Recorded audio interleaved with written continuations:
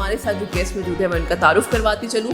हाफिज़ मोहम्मद ज़ीशान साहब हमारे साथ मौजूद हैं जो कि CEO और फाउंडर हैं उम्मीद सहर के। तो हम इनसे जानेंगे इनकी NGO के बारे में भी और उसके साथ साथ इन्होंने जो एक नई मुहिम स्टार्ट की है उस पर भी हम बात करेंगे। तो व्हाट डू यू थिंक कि जो हमारी यूथ है वो अपने आप को सेल्फ सफिशिएंट बनाने की तरफ जो ये स्टार्टअप्स की तरफ जा रही है, बिजनेस प्लानिंग की तरफ जा रहे हैं, तो ये इनिशियली लेना कहाँ से स्टार्ट है? 26-23 साल की एज में मैंने 40-50 अर्न करना शुरू किया, तो मैंने 25-30-35 लाख कमाने के लिए मुझे कोई 10 से 15 साल।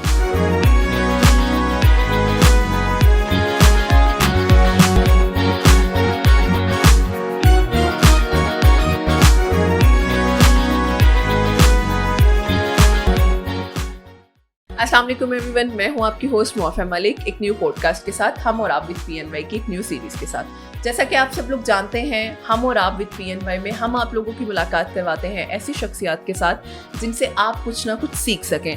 और इसी तरह से आप लोग जानते हैं PNY ट्रेनिंग्स एक ऐसा प्लेटफॉर्म है जहाँ हज़ारों की तादाद में स्टूडेंट्स को डिफरेंट कोर्सेज करवाते हैं ताकि वो अपनी पर्सनल लाइफ और प्रोफेशनल लाइफ के साथ साथ अपनी फाइनेंस को भी बेहतर बना सकें।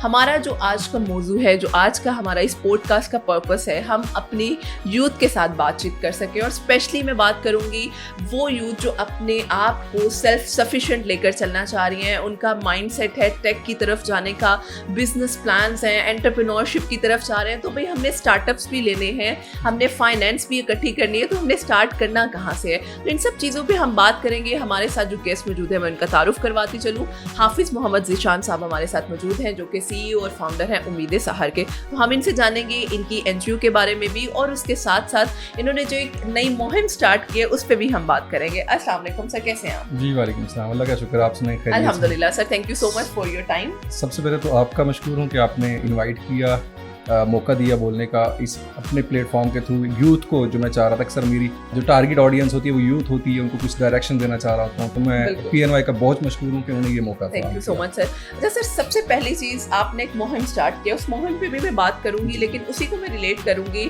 आपको पता है जो हमारे इकॉनमी का रेट चल रहा है, ठीक है, मैं किसी को नहीं कुछ कहूँगी कि किसकी वजह से हमारे मसाइल चल रहे हैं, लेकिन हम सबका इनफरादी तौर पर एक आप कह लें कि रिस्पॉन्सिबिलिटी है कि हम अपने आप को किस तरह से सर्व करें, ऐसा सोसाइटी में रोल प्ले क्या कर रहे हैं।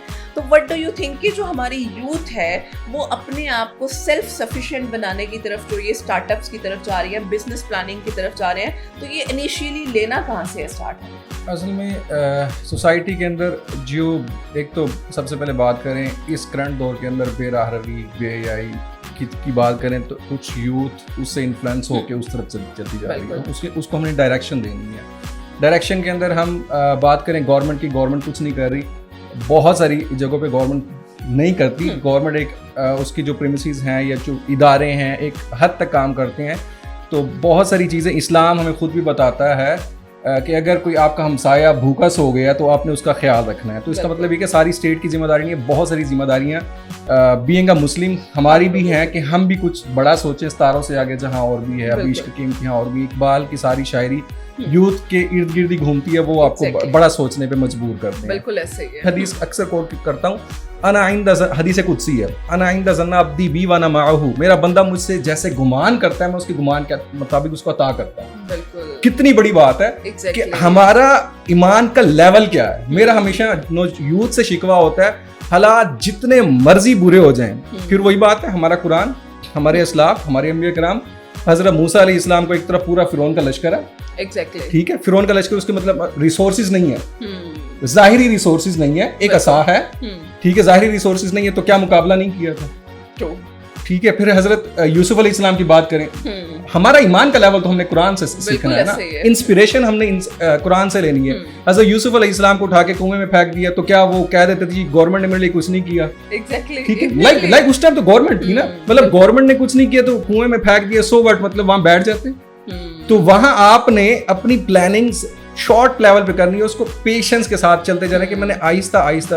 असल में हमारी उसके अंदर एक कंक्लूजन निकालो तो हमारी यूथ के अंदर ये होता है कि मैंने आज शुरू किया और कल किसी मंजिल पे एग्जैक्टली। तो ये मेरा बहुत बड़ा इशू है। हमारी यूथ कहती है आज शुरू करें तो कल पहुंचे, ऐसा है नहीं। जो कामयाबी तक पहुंचना है उसके अंदर कंटिन्यूस कंसिस्टेंसी के साथ स्ट्रगल है। अच्छा सर, यहाँ पे एक और चीज, जिस तरह से आपने बात की कि हम सबको इंडिविजुअली अपना काम तो करना चाहिए, अब आपने जो एक मुहिम स्टार्ट की है शादी विद सादगी वाला जो कॉन्सेप्ट आपका बड़ा चल रहा है आजकल, उसमें आपने ये कहा है कि जी हमें शादी का जो हमारा बेसिकली वो बहुत ज़रूरी है, उस चीज़ में तो कोई दूसरी दोहराई है ही नहीं, लेकिन आप कह रहे हैं कि शादी हमें सादगी से करनी चाहिए। वो जो इन्वेस्टमेंट है उसको हम अपने लिए एज अ इन्वेस्टर या आप अपने बिजनेस एंटरप्रेन्योरशिप की तरफ लेकर चले, तो ये क्या इसका ओवरव्यू क्या, थोड़ा सा हमें इसके बारे में असल में मैं जिस तरह भी थोड़ा सा पहले अपने सवाल किया कि व्हाट इज मीडिया है, हम वहाँ से थोड़ा सा शुरू करते हैं। बिल्कुल उसको ब्रीफली मैं यूनिवर्सिटी में पढ़ता था, इस्लामी यूनिवर्सिटी भावलपुर में, तो मैंने फर्स्ट सेमेस्टर की फीस खुद से कलेक्ट करके बच्चों को पढ़ा के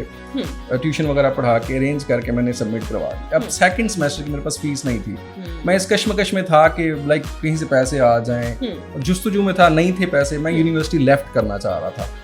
तो एक वो चीज़ थी कि उस यूनिवर्सिटी लेफ्ट करने के दौरान अल्लाह पाक की करम नवाजी हुई, कोई दुआ थी वालिदैन की, बुजुर्गों की, एक स्कॉलरशिप मुझे मिला जिसकी वजह से मैंने स्टडी दोबारा कंटिन्यू की, जो छोड़ रहा था अदरवाइज स्कॉलरशिप ना मिलता तो मैंने स्टडी छोड़ देनी थी।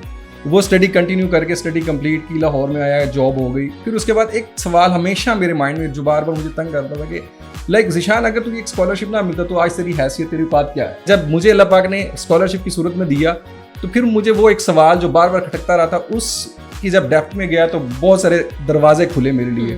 फिर वहाँ से सोचा कि मैंने सिर्फ एक स्कॉलरशिप अगर मेरी ज़िंदगी बदल सकता है तो बहुत सारे मेरे जैसे ज़िशान होंगे जिनको एक स्कॉलरशिप की ज़रूरत होगी।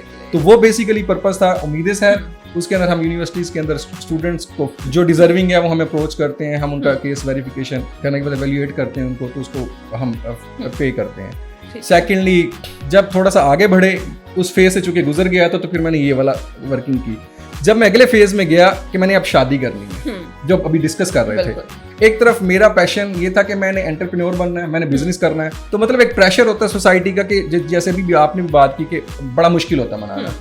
तो मुझे लगा कि अच्छा, मैंने जब घर वालों से शादी की बात की तो उन्होंने कहा जी घर बना लें, ये करें, फलां करें, तो मुझे लगा कि अच्छा 20, 25, 30 लाख, 35 लाख, 40 लाख का, तो इसका मतलब ये था कि मैं अभी 26, 27 साल की एज में मैंने 40, 50 अर्न करना शुरू किया, तो मैंने 25, 30, 35 लाख कमाने के लिए मुझे कोई 10 से 15 साल अपर लेवल पे चले जाए। मेरे पास किसी तरह की फैमिली आई आयरलैंड से, मैंने कहने लगे ज़िशान साहब आपने जो शादी विद सादगी इनिशिएटिव लिया बहुत अच्छा है।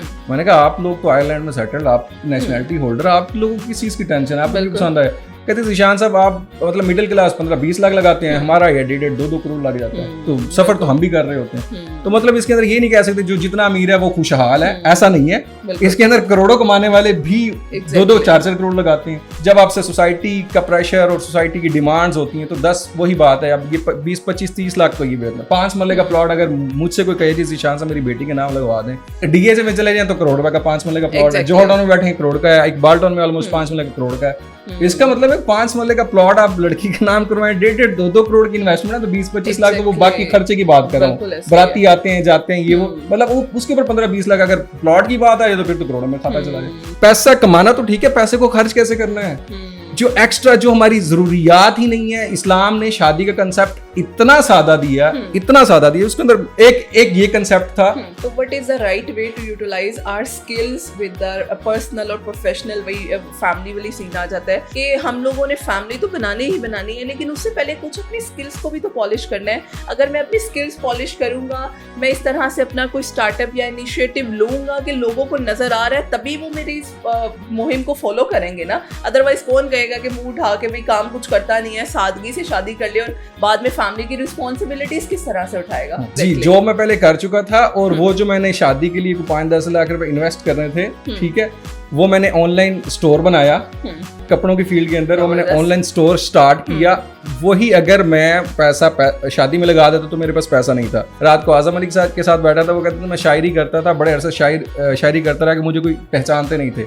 लेकिन एक दफ़ा बैठा किसी सिख के साथ, मैंने उसने मेरी वीडियो बनाई और वीडियो जैसे ही फेसबुक पे अपलोड की वायरल हो गई। ठीक है, उसके बाद अब ये आपके पास इतना खूबसूरत मीडियम है अपनी बात पहुंचाने का, कन्वे करने का, इस मीडियम को यूज करें। इन शॉर्ट में अगर कहूँ कि अगर आपने कोई भी अपनी वही बात है कि अपनी पर्सनल ख्वाहिशात को पूरा करना है, उनके लिए भी you have to stand up. सबसे पहले आपको फाइनेंशियली स्टेबल होना है। उस फाइनेंशियल स्टेबल होने के लिए अपनी स्किल्स पे काम करना ज़रूरी है। जब तक आप किसी स्किल पे काम नहीं करेंगे, मेरा नहीं ख्याल कोई भी आपको पर्सनल अपनी बेटी भी देगा या बेटा देगा। मतलब ज़रूरी है you have to work on your skills. जैसा कि सर ने भी कहा कि उन्होंने पहले अपनी एक इन्वेस्टमेंट से अपना एक बिजनेस स्टार्ट किया। उन्हें पता लगा कि इस बिजनेस से मुझे समहाउ आ रहा है, तो मैं अपनी आगे फैमिली स्टार्ट करने के लिए रेडी हूँ। तो इस मुहिम के साथ भी मेरा ख्याल है हमारा जो बिजनेस रिलेटेड आइडिया है वो बहुत अच्छा है, लेकिन we have to work on it. Sir thank you so much once again. लेकिन लास्ट में चाहूँगी कोई ऐसा क्विक मैसेज हमारी यूथ के लिए जो हमारी इसी बात का एक मैं कहूँगी मुख्तसरन जवाब भी हो। सबसे पहला मैसेज वही, जो पेरेंट्स हैं वो अपने बच्चों के ऊपर ट्रस्ट करें। फिर वही बात कि आप एट द एंड जाके पेरेंट्स के ऊपर डिपेंडेंट होते हैं, क्योंकि पेरेंट्स ने आपके लिए शादी के लिए पैसे जोड़ के रखे हैं या बच्ची के लिए जोड़ के रखे हैं। एक मैसेज है पेरेंट्स को स्पेशली कि अपने बच्चों के ऊपर ट्रस्ट करें। वो जो आपने 10 लाख 15 लाख 20 लाख वो जो आपने रखा हुआ है शादी के लिए, खुदा का वास्ता अपने बच्चों के ऊपर इन्वेस्ट करें। नहीं, this is a very nice मेरा ख्याल है मैसेज हम सब के लिए कि अगर हम अपने आप को पर्सनली देखिए, सब चीज़ें साथ लेकर चलना ही ज़िंदगी का नाम है। अगर हम चाहते हैं कि जी हम एक चीज़ को प्रायोरिटाइज कर लें तो ऐसा पॉसिबल नहीं है। We have to work on all the dimensions, जिस तरह से सर ने कहा। Sir thank you so much once again for your time and thank you so much all of you. इंशाल्लाह हम हाजिर होंगे एक न्यू पॉडकास्ट के साथ। हमें इजाज़त दीजिएगा। अल्लाह हाफ़िज़।